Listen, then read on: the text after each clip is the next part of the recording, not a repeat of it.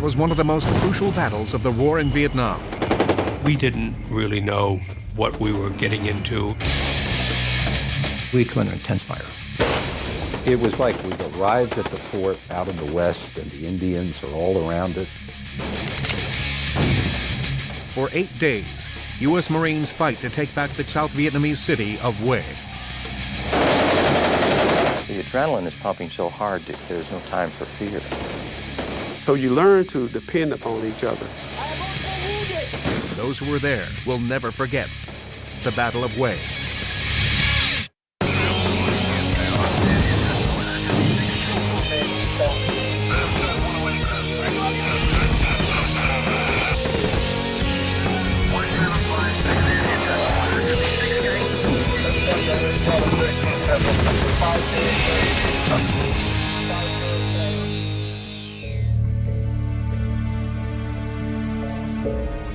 In the mountains of South Vietnam, 2 battalions of North Vietnamese soldiers move silently.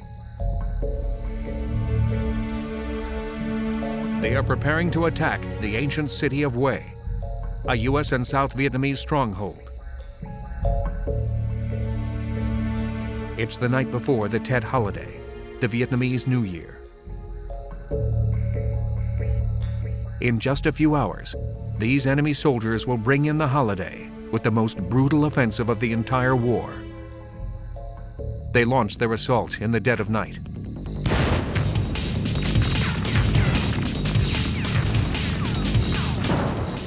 Marine Captain Jim Coolican is awakened by the attack. About 3:40 in the morning, I heard the first rocket come in. When you heard a rocket like that, that was big time. That was showtime.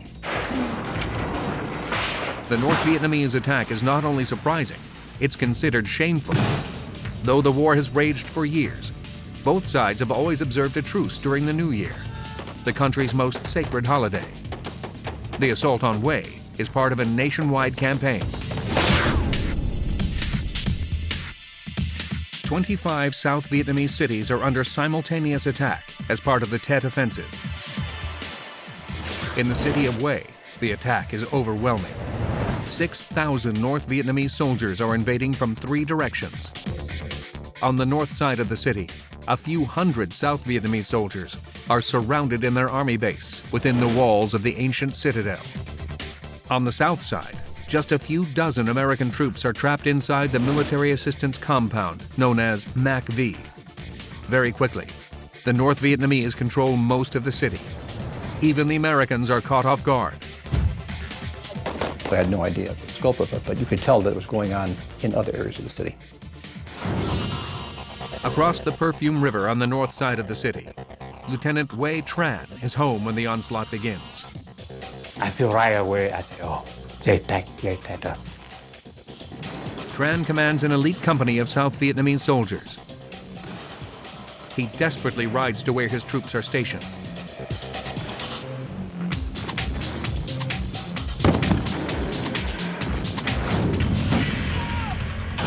The moment Tran arrives, he and his troops are in a battle for their lives. The situation now is the enemy were everywhere. Across town, the American compound is also in chaos. Captain Jim Coolican urgently mobilizes his men, who are now almost face to face with the enemy.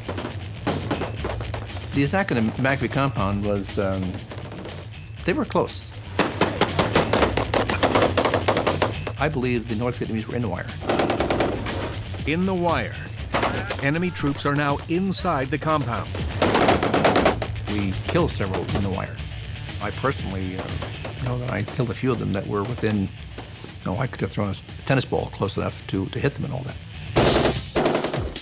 Manning a guard tower is Army Specialist 4th Class Frank Dozema. He's under heavy fire but holding his own. Then, everything changes.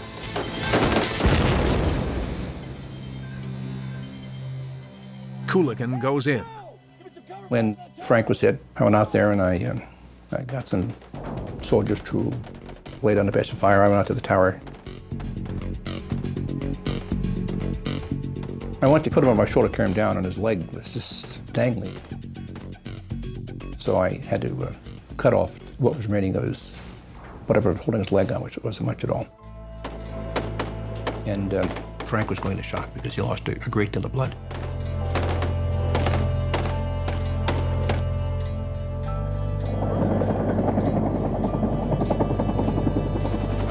We did get Frank out, and I believe he was still alive when we put him in a helicopter.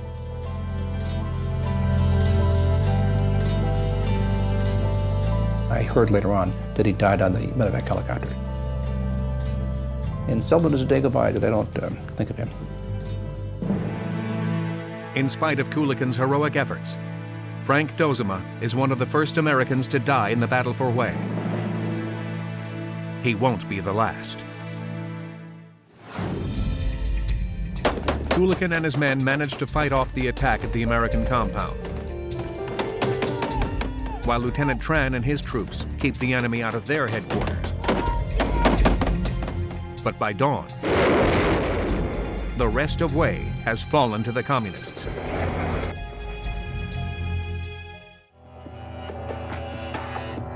Of all the cities attacked during the Tet Offensive, Hue is symbolically most important.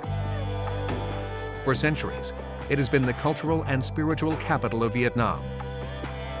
Whoever controls it owns the heart of the Vietnamese nation. If the communist intention was to take and seize the cities, they came closer here at Hue than anywhere else. And now, the loss of Hue was quite an important loss. The communists swept right into it and took it. It made quite an impression on me. The mission for the Americans and their South Vietnamese allies is now both urgent and simple. Free Hue from the North Vietnamese. It won't be easy. Unlike the local Viet Cong, NVA troops are highly trained and ready to fight to the death to control the city of Hue. Once that realization came in, then we knew, or at least I knew, that it was a different fight at that time. Much different fight. They were very good fighters. Within just a few hours, over 6,000 communist soldiers have surrounded a few hundred U.S. and South Vietnamese troops stationed in Hue. The Americans send out a desperate plea for reinforcements. It's not just a city that's at stake. The spiritual heart and soul of Vietnam now hangs in the balance.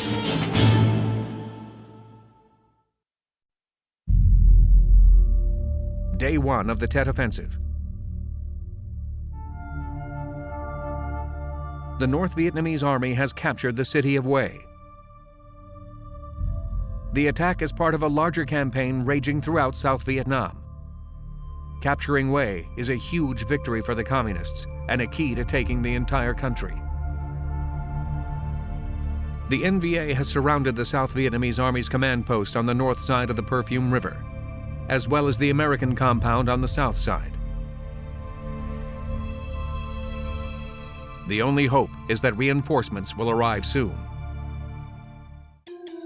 They get the news at Marine headquarters, 7 miles south in the town of Phu Bai. Alpha Company is quickly mobilized under the command of Gordon Batchelor. We were expecting the day off. Everything was quiet. Things changed, and I was told that something was going on, and we had been designated the reaction force. Batchelor and his men are now heading into unknown territory as they travel north. I didn't know where we were except by the map. I'd never been there before, so I didn't know what to expect. But it was very quiet, not much activity.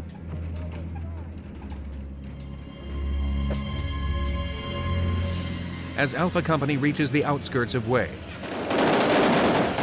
they are greeted by heavy enemy fire. Captain Batchelor orders his men to continue the advance. Moments later, one of them goes down. Batchelor won't leave him. It was obvious that he had been hit.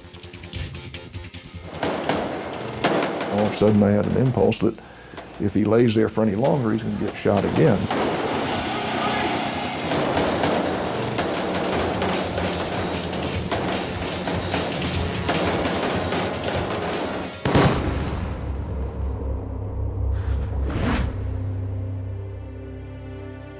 The next thing I knew, I was laying face up and obviously had been hit.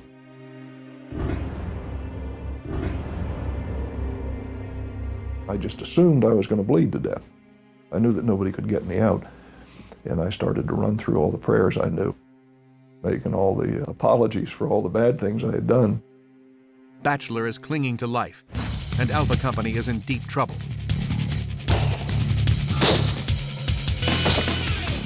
Marine Headquarters orders a second unit to weigh. Gulf Company, commanded by Captain Chuck Meadows, is about to dive directly into the mayhem. They have no idea what awaits them. We took nothing with us. We did not take our packs. We didn't take any extra chow. We didn't take any extra ammunition. Just kind of got ourselves up there and off we went. It would be a costly miscalculation. On the outskirts of Wei, they are greeted by automatic weapons fire and find what's left of Alpha Company. As we moved forward there and we encountered our first actual wounded from Alpha Company, is when that seriousness of what we were getting into more or less soaked in. All of Alpha's officers are dead or wounded. Captain Gordon Batchelor desperately needs help. I rode the truck back to Fubai, just absolutely certain that every bridge we went over had been mined and was going to be blown up. But we got back to Fubai, and I went through emergency surgery. Gradually, Gulf Company and what's left of Alpha navigate through the wave of enemy fire into the American compound, MAC-V. Though surrounded, the compound remains the only place in Wei still under U.S. control.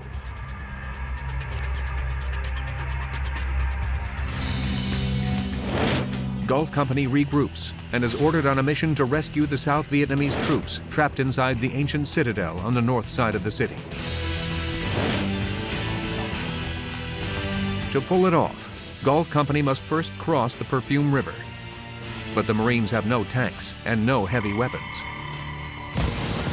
From the moment they arrive, the NVA won't let them cross the well-fortified bridge. We come under intense fire. We found that there was at least one automatic weapon. I would assume that would have been a machine gun in a bunkered emplacement. Somehow, that machine gun nest needs to be taken out before they cross the bridge, or dozens of Marines will be slaughtered. One of Meadows' men has an idea. He found an opening where he could maneuver himself and a few of his troops relatively unexposed to the fire of this machine gun to a position where he could attack the bunker with hand grenades.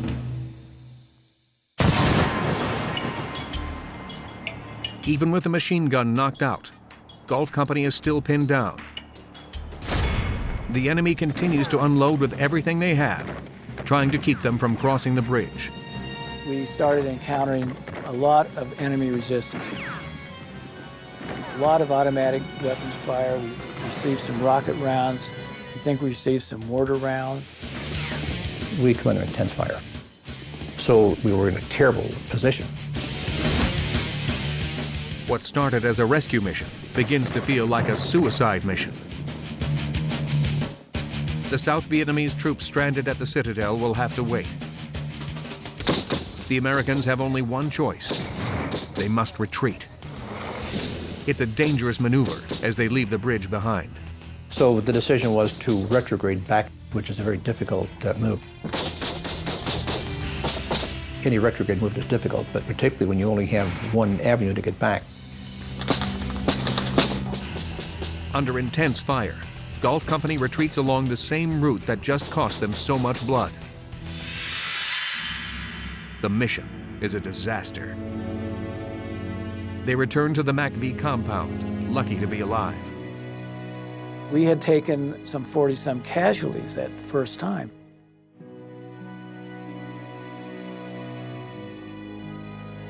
And now we're trying to get proper medical assistance for them.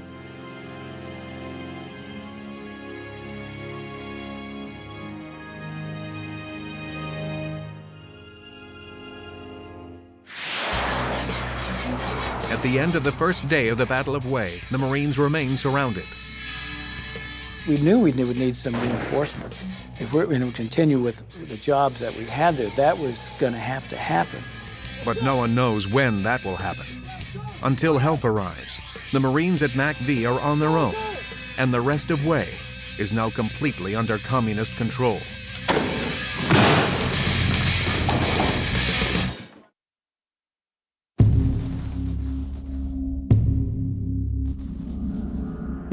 Alpha and Gulf companies desperately need more help to liberate the city of Hue. Commanders at Marine headquarters finally dispatch a third unit, Fox Company, led by Captain Mike Downs.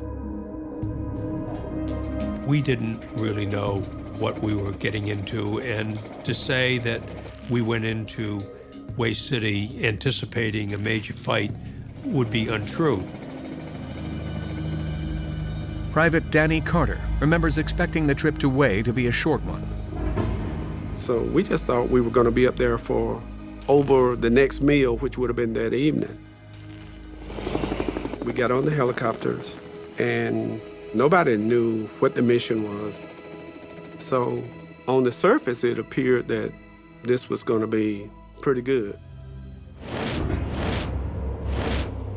The North Vietnamese Army controls virtually the entire city of Hue. To recapture it, U.S. troops must drive the NVA out of the south side, across the Perfume River, to the north side of town. To do that, they will have to take 3 government landmarks, including the provincial Capitol building, which now flies a taunting North Vietnamese flag. The first target, the well-fortified Treasury building. So the first squad started to move up the street, and as they turned the corner, it was like all hell broke loose. The first casualty, I think, was Stanley Murdoch, who had told me that night that an angel came to him and told him that he wasn't going to make it. And, you know, being 19 years old, all I could think of was, well, at least you're going to be in heaven. I didn't know anything else to say to him. The angel was right. Private Murdoch is killed within minutes.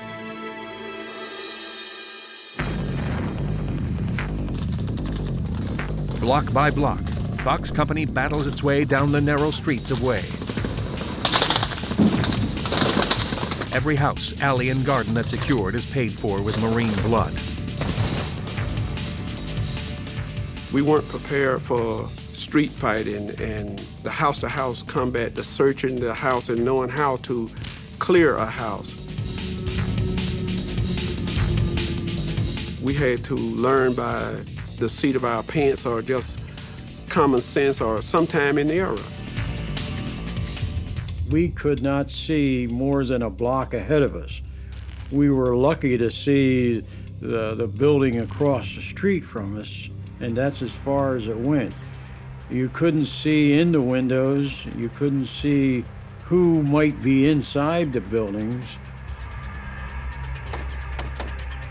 The only target that we saw was the rifle flashes, but when you saw 3 or 4 grouped rifle flashes in a window, I'd concentrate on that. NVA troops are as elusive as they are relentless. For hours, the Marines are under intense fire.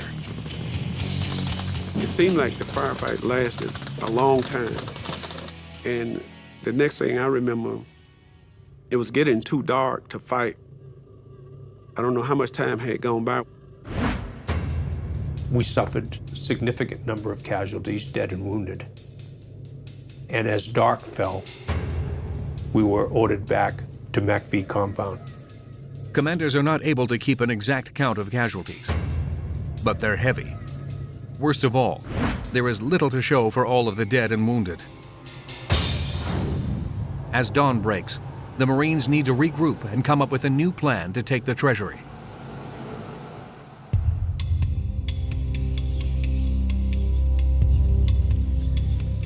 Headquarters urgently sends one more unit to MACV, Hotel Company, led by Captain Ron Christmas. When they arrive, they join Alpha, Golf, and Fox companies in what is a dire situation. It was very much like we've arrived at the fort, you know, out in the west, and the Indians are all around it, attacking it, and you have all of these defenders hanging out windows or off walls. It doesn't take long before Hotel Company joins with other Marine units in the attack. The treasury is just one of several strong points they're assigned to conquer. And once it falls, they'll begin clearing out the rest of the NVA positions, building by building. Each one of these strong points was built normally a 2- or 3-story building.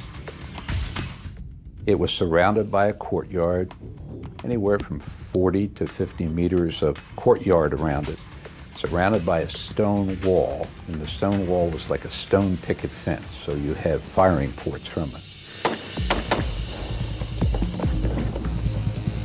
An urban fight is done within about 35 meters of each other. You see the enemy, he sees you. Urban conflict is really the nastiest, the dirtiest of all types of warfare. As the Marines creep towards the treasury, one of the men takes a gamble, suddenly changing the whole operation. One of the sergeants who shouldn't have been in point, I don't know why he was, walked around a corner and was immediately cut down with the burst of AK-47. And of course, pandemonium happened. We started firing at everything around, you know, any window, anything we could.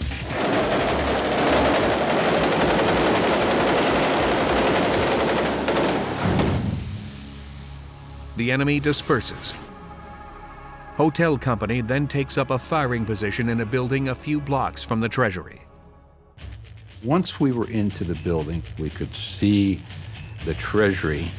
I think at that time I started to realize that this was quite, you know, this was going to be a very up-close and personal fight. The Marines set up a machine gun on the second story. We had found a good gun position.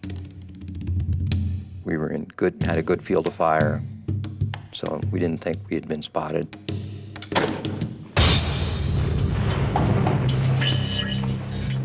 When they hit us with RPGs, I was just totally stunned. My assistant gunner was really messed up. I mean, he was just really messed up. And here comes the rescue team. And so they grab me and take me down. The adrenaline is pumping so hard that there's no time for fear. Fear always comes later when you sit down. You know, when you're behind the wall and there's nothing going on. When you're engaged, and that's all you have time for. The NVA fire from the treasury is murderous, forcing the Marines to once again abandon the attack. Suddenly I was in a war. It started to get tense. You could hear the gunfire going off all around you. All night long there was things going off, whether it be flares or small arms fire. Kept you on edge. Death makes you afraid, and being maimed seriously makes you afraid, and watching your comrades get just butchered sends shivers.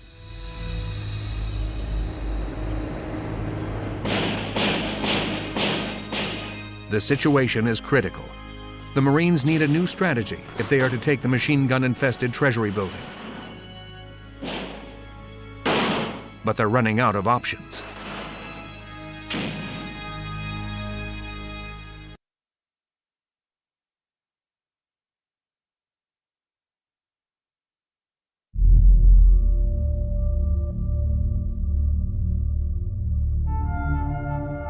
In 3 days of bloody fighting, Marines have taken back only a few blocks of way. Their most formidable obstacle remains the Treasury Building, defended by enemy troops with machine guns. Hotel and Fox companies will lead yet another assault, this one played out on the city streets. In between the two companies is a corner. That's where this machine gun fire is coming from.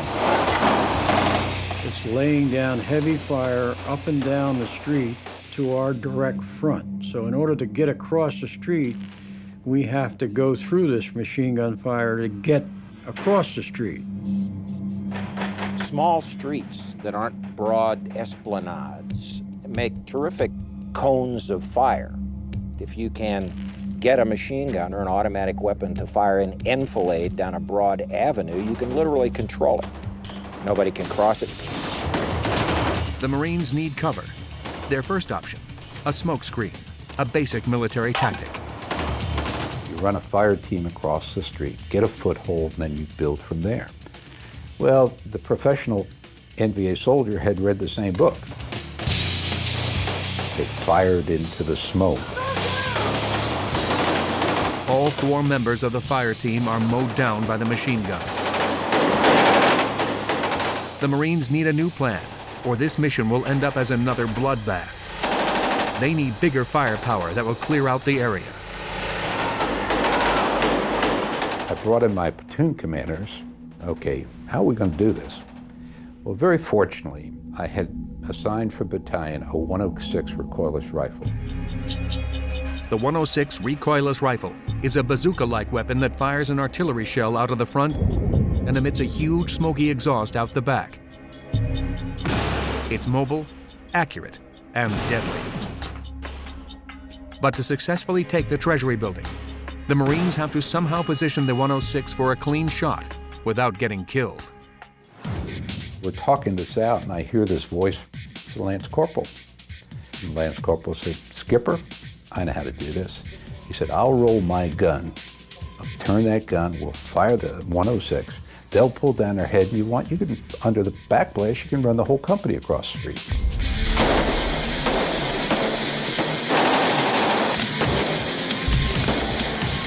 Now, you gotta understand, rounds are cracking all around these young men. Finally, you hear them say, "Fire the 106, fire the 106.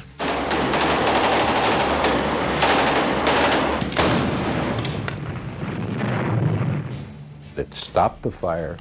We ran a whole platoon across the street under the backblast. It's the Marines' first taste of victory.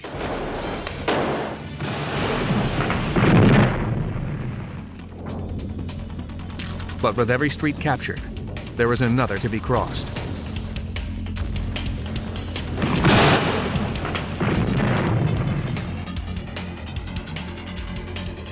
And with every house secured, dozens more are hiding NVA troops. But gradually, Marines draw within a block of the well-fortified Treasury Building, where once again, deadly machine gun fire awaits them. Getting inside this imposing 3-story building seems impossible. But Major John Salvati comes to Captain Mike Downs with an idea. If it works, the enemy will be flushed out of the building. I noticed that adjacent to the MACV compound was a supply dump. And I just happened to notice stacked against the wall was a whole bunch of crates of E8 gas launchers. And when I went down to Mike Downs, I knew he was having difficulty getting across the street. And I thought, what else? Maybe the gas. The gas is tear gas. It doesn't kill, but will overpower anyone it envelops. The E8 gas launcher hurls tear gas projectiles up to 250 meters, well within the Marines' range. Major Salvati explained to me the E8 gas launcher and what he thought it could do. And of course, we had gas masks, and the enemy did not. Went out in the courtyard, set the thing up, pulled the lanyard, and it detonated. As soon as we fired it, Mike Downs had his people online with their gas masks. So it was in real short order. Mike's people were in the building. The gas works. North Vietnamese soldiers pour out of the Treasury building and pull back. But the NVA has a deadly trick up their sleeves that the Marines never expect.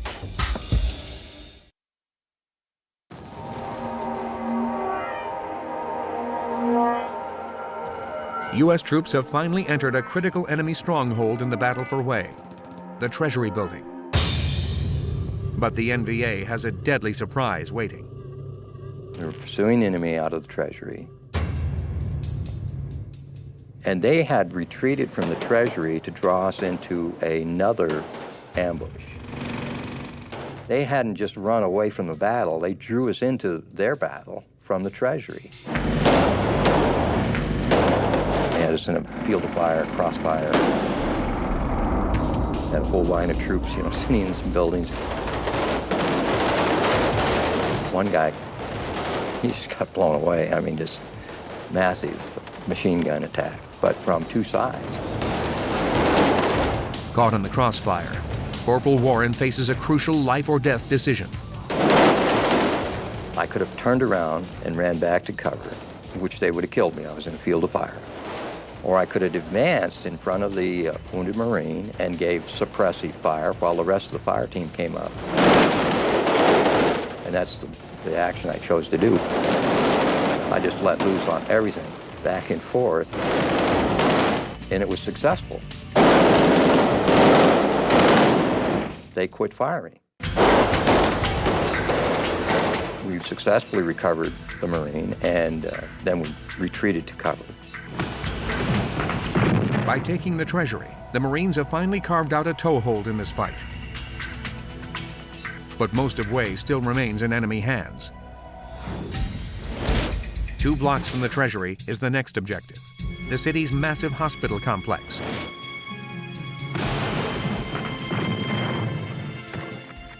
But as the Marines advance through Hue's enemy-infested neighborhoods, they are about to face another unseen danger. Snipers. The NVA has them positioned all over the city.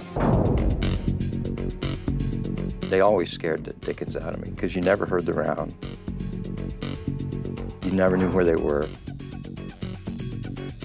I never saw a sniper fire at me, and a bullet creased the top of my ear. I heard it, I felt it, and then I said, oh. And blood starts running down my ear. That's enough to just make you wet your pants right there. There's only one way to avoid the deadly snipers. It's a matter of dashes, a matter of crawling, a matter of jumping up and running. There's a certain amount of chances you got to take. You didn't have time to be afraid or anything like that. It was your job to advance, fight as an infantryman. That's what you joined for, and now you're getting it. As the Marines advance toward the hospital, NVA fire is taking a heavy toll. But a downed Marine could always count on others coming to his aid. I was absolutely confident that if it was me laying on that street, I'd be rescued or my body would be recovered. Absolutely confident at all times. So I was going to absolutely make sure that my comrades were taken care of at all times. And I never met a Marine that didn't feel that way. Dodging rocket-propelled grenades and snipers, the Marines need most of the day to get within striking range of the hospital.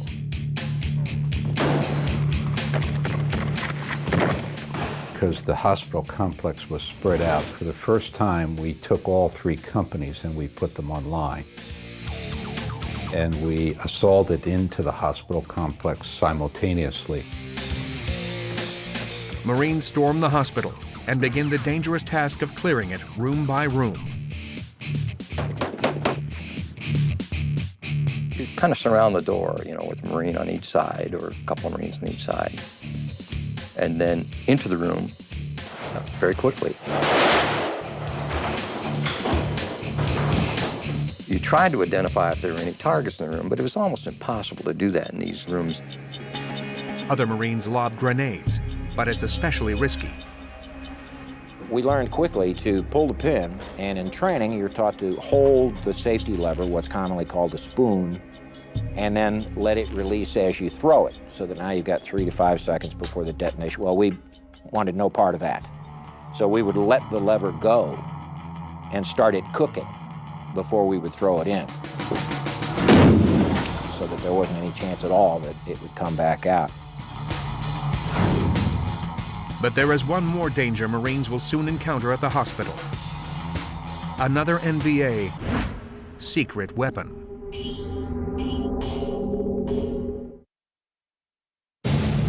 Marines have recaptured several sections of Hue in their efforts to liberate the city. Now they're on the verge of taking another key landmark, the main hospital. The operation is especially dangerous because it's infested with both the North Vietnamese Army and the Viet Cong. The intelligence we had was that we were warned that the Viet Cong, not the NVA, but the Viet Cong, were in fact impersonating patients. The one that is the most notorious is a Marine walking down a ward, and here comes what he thought was a nun. The nun raised up a pistol.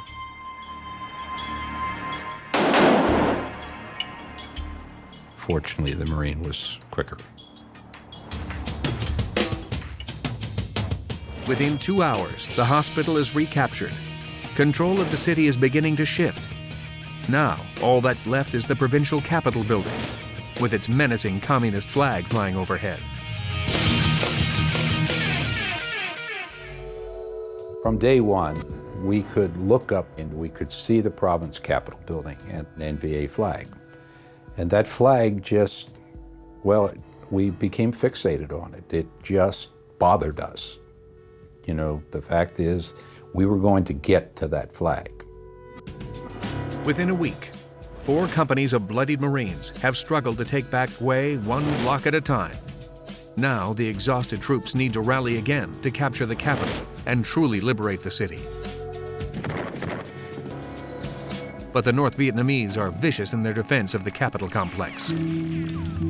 That provincial headquarters had more outbuildings and places where the NVA could be to take you either with plunging fire or enfilading fire than any position I saw in Hue. That was just a bad one. The Marines will use the same strategy that helped them take the Treasury building: tear gas. As we approached the province capitol building, I decided we were going to go in under gas again. I said, make the run. Once again, the tear gas works. Under fire, the Marines storm the Capitol building and flush out the remaining NVA troops. The Marines are on the verge of victory. With the last stronghold of the NVA, the Capitol, finally in American hands, Ron Christmas has one last order for his battle-fatigued Marines. I was going to take down the flag and we were going to raise the American flag. So I put the word out to some of the men in the company. I said, go find me a flag, because when we go into this courtyard and we go into this building, we're going to take that flag down.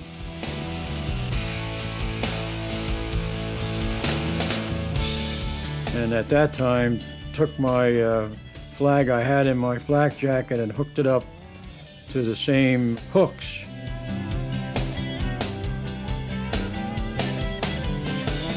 And we got the American flag hooked up and raised it up.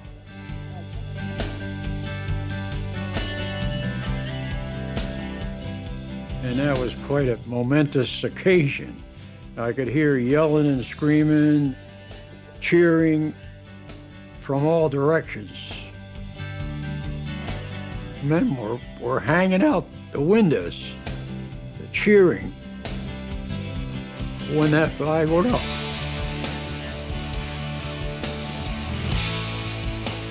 It was one of those moments that literally just the hair stands up on the back of your neck and you just get goose flesh. And the weight of all you've been carrying, of all you've seen, of all the horror and all of the death and destruction is lifted for just a moment when that happens.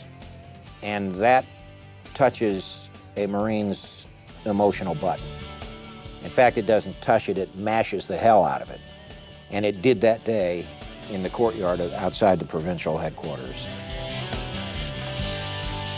The struggle for the southern section of Way City is finally over. It will take the Marines 3 more weeks and many more lives to also liberate the north side of the city.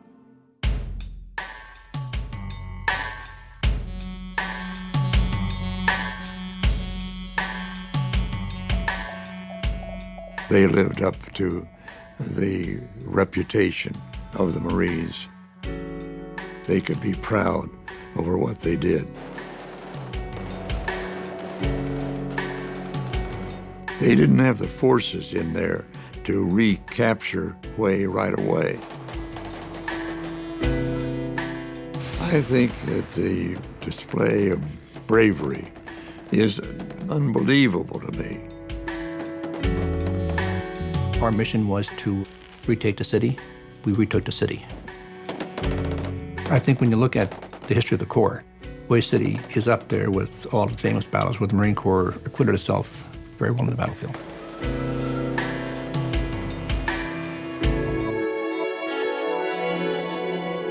Close to half the Marines committed to the Battle of Way were killed or wounded. Overall, 221 Marine and Army troops paid with their lives to liberate the city. I think the faces of the men who died, they don't haunt me, but what they are is a remembrance of the sheer strength of these young men, the sheer faithfulness of these young men, the love for one another of these young men. I think you should celebrate, I do, these wonderful men. Yes, they gave their lives, but they were wonderful men, wonderful Marines.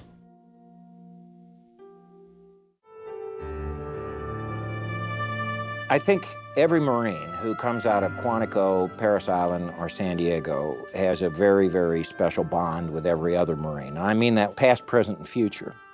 What makes you understand it in your heart as well as in your mind is when you go through something, some crucible, some trial by fire, such as Way City.